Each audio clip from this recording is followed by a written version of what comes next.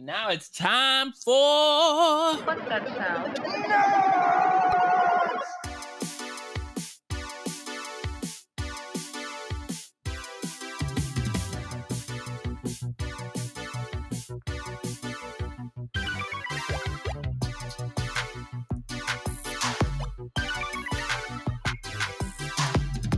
A nerdy news segment brought to you by our guy Keith. Keith, thank you for the music, my guy. Shout out to Keith. The Suicide Squad came out this past weekend. James Gunn directing it. Well known for, his MCU take on the Guardians of the Galaxy. Spoiler alert. Spoiler alert. Spoiler alert. I always forget the spoiler alert. Man. You good, man. That's what I'm here for, my boy. Got you. Thank you. Thank you. Suicide Squad, the Suicide Squad, or excuse me, this is the Suicide Squad. Previously, there was Suicide Squad back in 2016. This is kind of like a soft reboot of the movie with a little spin on it coming from James Gunn. And when you watch it, and I'll say my first impressions, I'll go to you. It reminded me of Guardians of the Galaxy, but a lot more blood and gore, and you could tell that it was a James Gunn kind of spin on it. I felt like we've seen the DC as far as being more of a dark experience as far as the grit and not as humorous, but there was a lot of jokes in this one, a lot of humor. One thing I did like was there was a ton of action, which you could expect from the Suicide Squad, but right. Spoiler alert again, the way it started was completely threw me off guard. Unorthodox. And what I liked about it, it was like a lot of characters that we didn't expect to go died really early. Yeah, and man. like from the jump, I'm like, oh, okay. So this stakes how this are high. Yeah, stakes are high, and any character can be going like that. But it just reminded me of a very violent Guardians of the Galaxy. Because when we first saw the Guardians of the Galaxy movies, it was more like misfits, right? Misfits coming from different parts, teaming up for a mission, right? And this is kind of like the same kind of deal. Obviously, these are villains or anti-heroes, so to speak, teaming up for, the mission or whatever before they die. I mean, we've both been critical of DC movies so far. Absolutely. And I will say this. I enjoyed this Deonte. movie a lot. I will say it's the best DCEU movie so far. Oh, it's a bold statement there. I think I can't disagree with you after the first watch. After the first watch, okay. I cannot disagree with you. But I'm gonna full disclosure. I have a tendency to overrate the hell out of movies when they first come out. Every time a movie come out, like, man, that's the best movie I've seen in a long time. 2 weeks later, hey man, that might be a top 5 action flick I've ever seen in my life. So I'm taking this with a grain of salt. But at the same time, I like the ragtag C team. I can't even say the B team. These guys are the C team. The ragtag C team coming together to save the world type of deal. I loved it. I'm glad you gave me the warning about how gory it was, because I was telling me and the wife were supposed to watch it together.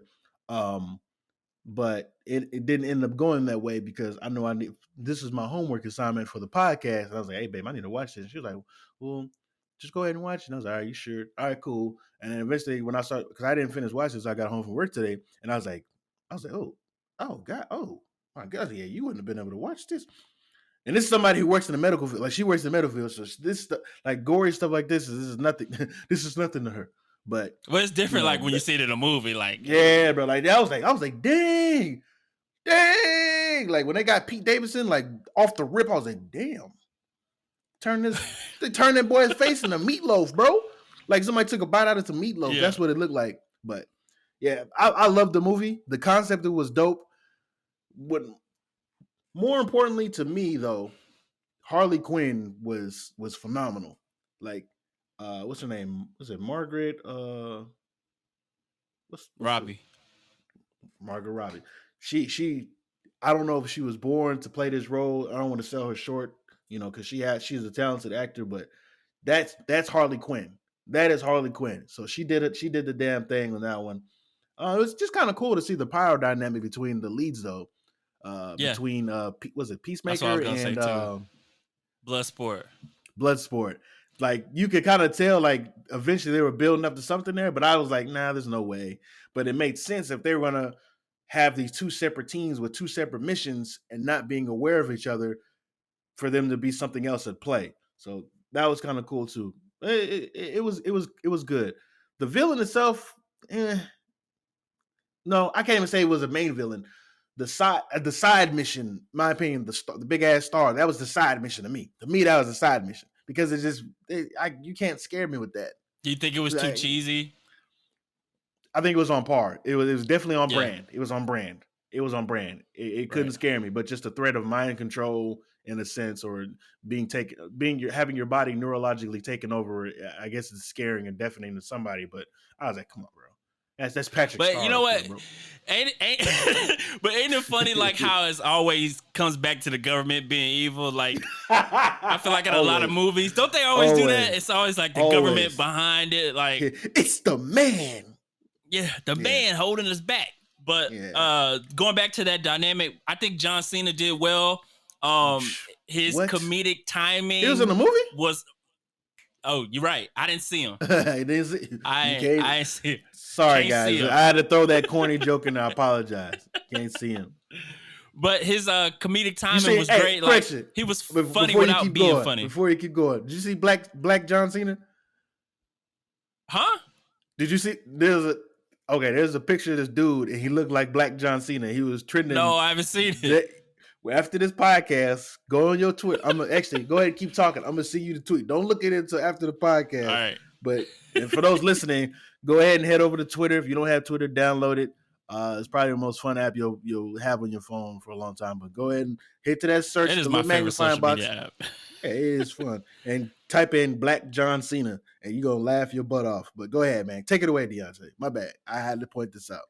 I forgot what I was gonna say. Oh, I was talking about his comedic timing. He was funny at parts where you wouldn't think would be funny. Absolutely. And then his dynamic with Bloodsport was pretty cool too. He just did his job.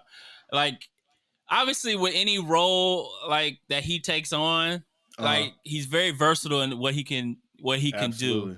And him taking the leadership role of the Suicide Squad and eventually going through what he had to go through. I'm not gonna go through every little detail, but overall, man, he was a great, I guess you could say protagonist in this kind of anti-hero kind of dynamic.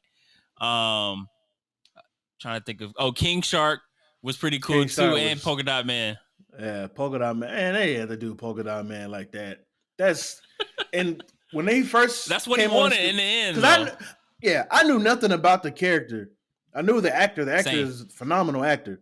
But I knew nothing about the characters. I was like, okay, what's his power? Then I found out, I was like, damn, interdimensional, power. I was like, okay, what is the plot armor? What's going to be the issue? Because people like that shouldn't have. They should, and essentially, he's an unlimited source of power, firepower. Based on, for those who don't know, he can shoot polka dots that explode. Yeah, he can shoot exploding polka dots, interdimensional polka dots, or whatever. So do with that information what you will. But I was like, how are they going to dumb this guy down, or how are they going to, nerf the dude? And sure enough, he ended up getting stepped on and killed. I'm like, come on, bro. Yeah. So yeah, but it speaks one of the cool things about it. It not only speaks to some of these lesser known heroes or anti-heroes, but it speaks to the level of it shows us what the role that trauma does to all of us, even superheroes. Not only traumatic situations have a place in your Supermans and your Batmans of the world, but they also have a place with your villains. Sometimes your villain is just a bad family situation, one too many family situations gone bad. And obviously there's no reason to, do bad things in the world as a comic book villain, but it adds another layer to their motives as well as their motivate. That's the same thing, dumbass. Okay. It adds an additional layer to their motives in their backstory. So it was just kind of cool to see how that played a role in pretty much everybody. So I got you. Also, Viola Davis playing Amanda Waller again, like she did in the 2016 version. Amazing job. I mean, obviously another great, performer and actress. Every role she takes, she embodies it. Like, Yeah. Amanda Waller is known as She a make you character hate her. She make you exactly hate what I was her. gonna say. Yeah. Yeah, she embodied the character just like she did in 2016. And overall, man, I feel like I give this movie an 8.5 out of 10. It was I'll backtrack on the best one, but it was my favorite DCEU movie that I've seen. Of course, when Batman and Superman came out, I actually enjoyed it because it was Batman and Superman, like the two name most brand common heroes. name brand and on the same screen. Like we never seen that before. It's Kellogg's right? and tricks for kids. It's essentially what Frosted you see Flakes, all that. Yeah. You know what I'm saying? So we it got was the great. off-brand version of supervillains in this one. So it's and like Frosted James Gunn putting his MCU kind of imprint on it. You could kind of see how, like, it reminded me. I don't know about you, it reminded me so much of Guardians of the Galaxy, which I didn't know much about before watching it, and like I didn't even think I was gonna enjoy both movies. Or before the first Guardians of the Galaxy, I didn't think I was gonna enjoy it, but it was a great, one of the best MCU movies. But overall, the Suicide Squad was great. Any last thoughts on it, bro? I'm curious to see what they're gonna do because there has to be some sort of sequel based on what we got from the post-credit scenes. Both of them. One of them, not so much important, but the second one definitely important to me. Yes, so they're gonna have a Peacemaker series on HBO Max with John Cena. Oh, I did not know this, but that's good to know. Yes, so I like staying in the dark about some goes stuff. in with that post credit. Yeah, that's definitely good in nowadays because of everything that you can see. But yeah, they're gonna do a Peacemaker series. I don't know if I think James Gunn is directing that, but I'm not positive. But yeah, so that'd be interesting to see what they go along with that. But check out The Suicide Squad if you haven't already.